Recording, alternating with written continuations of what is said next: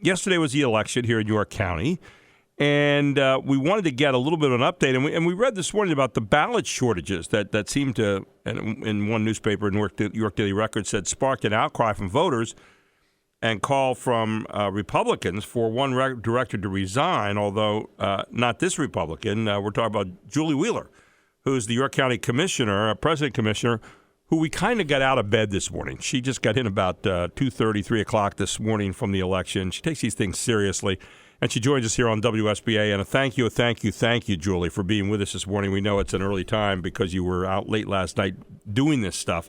But the shortage of ballots, what happened yesterday to the extent that you can kind of get your arms wrapped around that right now? Sure. Hey, thanks for having me, Gary. Thanks, Julie. Your listeners know I haven't had my first cup of coffee yet, so it might be a little bit punchy. Okay. So thanks for having me. So today and tomorrow, the next couple of days, will be spent doing a deep dive into were the root causes that drove the ballot shortages. We do know, we were looking at some numbers very early this morning. We do know a couple things. One, we had record turnout for the primary. Back in 2019, we had about an 18% turnout in the primary. It looks like this year we're going to land around 24% plus. So increase in voter turnout, which is great. Mm-hmm. And also looks like, again, just some preliminary data that we were running last night. Looks like between this primary and the last primary, actually, we had 76% more people actually show up to vote. So a lot of numbers to crunch through, but certainly we're going to take a look at the process as well. I do want to let your listeners know I was pretty vocal last night that this is totally unacceptable, right, and that it's my job and the job of the elections office to really determine what caused this and fix it and make the right changes, whatever those changes may be. We will look at the entire process, and that involves a lot of things. Now, last night, from what I saw, and a quote that you had in the paper this morning, deputy sheriffs helped to deliver the freshly printed ballots to the polls last night. There were some other alternative means, so it wasn't like people couldn't vote, but people, Yeah, there were a couple means, and we did our best to send messages out to all of our judges. So people could use the ADA compliant machines. That was an option for people to vote on, and I know that takes a little bit longer than filling in the ballot and putting it in the machine. The other thing that people were permitted to do was to vote provisionally. And again, I know that takes a little more time than typical showing up, filling in the dots on the ballot and putting them in the scanner.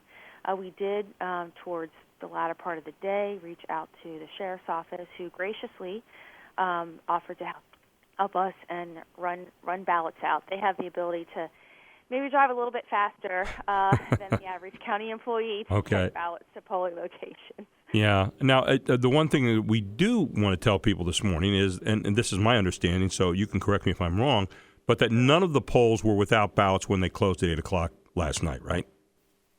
That's my understanding, but I want to do my homework and make sure that I had heard there might have been one or two polls that were without, so that's something that we're going to be doing today. I'm going to be calling and verifying that for sure. So one of the things that I've read about this, Julie, and it happened in some other counties too. I know Delaware County was another county that I was reading about, and obviously voters last night. What happens if you have ballots not there or any kind of problems at the polls anymore? People will run out to the social media right away and then trump that all up as much as they can. But I was basically wondering, how do you base the number of ballots that each area gets? And I understand this was both Republican and Democrat that happened around the state a little bit in a couple of areas. Is it all based on past voting habits? To the extent that you know? Yeah.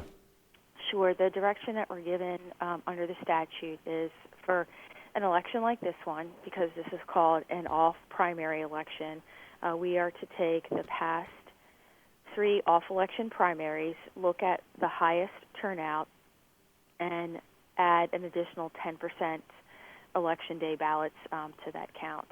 My understanding is we actually did 15%. That obviously was not acceptable. So that's one thing we're certainly going to look at. We're going to go back and look at the formula that was used, and we're going to look at actually what was sent and what was delivered. So a lot of boxes need to be checked, but that's the direction that we've been given from the state. So, for example, last year in the presidential election, that would have been a little bit different. We would have looked at the past 3 general elections, looked at the highest turnout, and added an additional 10% to it. So, yeah.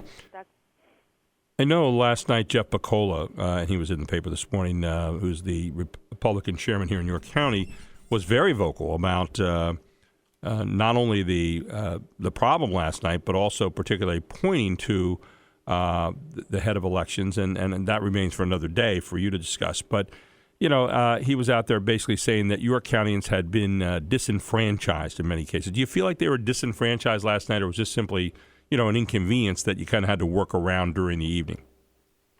Well, if there was anyone that didn't have that opportunity to vote, that wanted to vote, certainly that's very disappointing. I have heard that there were voters that, didn't want to wait in line, were frustrated and left. We know some of them came back. Mm-hmm. But anyone that didn't have an opportunity to vote, that wanted to vote, that's certainly disheartening, right? And that shouldn't happen, because the point of running an election is to give everyone an opportunity to vote, to make sure it's fair, seamless, and efficient.